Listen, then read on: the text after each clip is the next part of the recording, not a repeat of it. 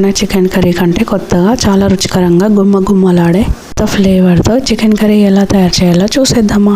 అన్నంలోకి చపాతీలోకి దేనిలో తిన్న రుచి మాత్రం అద్భుతం. వీడియో మాత్రం లాస్ట్ వరకు చూడండి. ఒక కొత్త మసాలా ఫ్లేవర్తో ఎలా చేయాలో స్కిప్ చేయకుండా మాత్రం చూసేయండి. చికెన్ కర్రీ ఎలా తయారు చేయాలో చూసేద్దామా. అయితే చికెన్ని మంచిగా వాష్ చేసుకొని దాంట్లో ఉప్పు కారం అయితే మంచిగా పట్టించి పెట్టుకోవాలి. మ్యాజిక్ మసాలా అని చెప్పాను కదా, ఇందులో పచ్చిమిర్చి, కొత్తిమీర, పుదీనా, 3-4 జీడిపప్పులు, అలా చికెన్ టేస్ట్ చాలా బాగుంటుంది. ఇందులోనే కొద్దిగంత పెరుగు వేసి మిక్సీ పట్టుకోవాలి. మెత్తగా వేయడం వల్ల చికెన్ కర్రీ మరింత రుచిగా ఉంటుంది. ఆన్ చేసుకొని అయితే ఒక ప్యాన్ పెట్టుకొని ఆయిల్ అయితే వేసుకోవాలి. ఆయిల్ వేడైనాక అందులో అయితే వేసుకోవాలి. జీలకర్ర మంచిగా వేడాక కట్ చేసుకున్న ఆనియన్స్ అయితే వేసుకోవాలి. ఆనియన్స్ అయితే మంచి కలర్ వచ్చేదాకా మంచిగా ఫ్రై అయితే చేసుకోవాలి.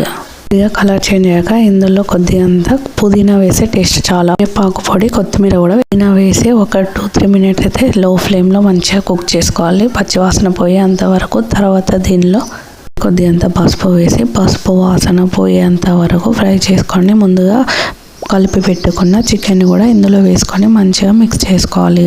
మిక్స్ చేసుకున్నాక లో ఫ్లేమ్లోనే 5 మినిట్స్ మూత పెట్టి కుక్ చేసుకోవాలి.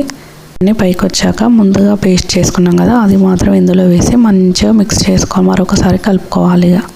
మరొక 2-3 మినిట్స్ అయితే లో ఫ్లేమ్లో కుక్ చేసుకున్నాక అయితే దీనిలో ధనియాల పొడి, చికెన్ మసాలా వేసుకొని స్టవ్ ఆఫ్ చేసుకోవడం ఎంతో టేస్టీగా ఉండే చికెన్ కర్రీ రెడీ. అదే ఎంత ఈజీగా చేశానో మీరు కూడా ఇంట్లో చేసుకోండి. కామెంట్ చేసేయండి. మళ్ళీ రెసిపీతో మేము ముందుంటా. సరే ఉంటా.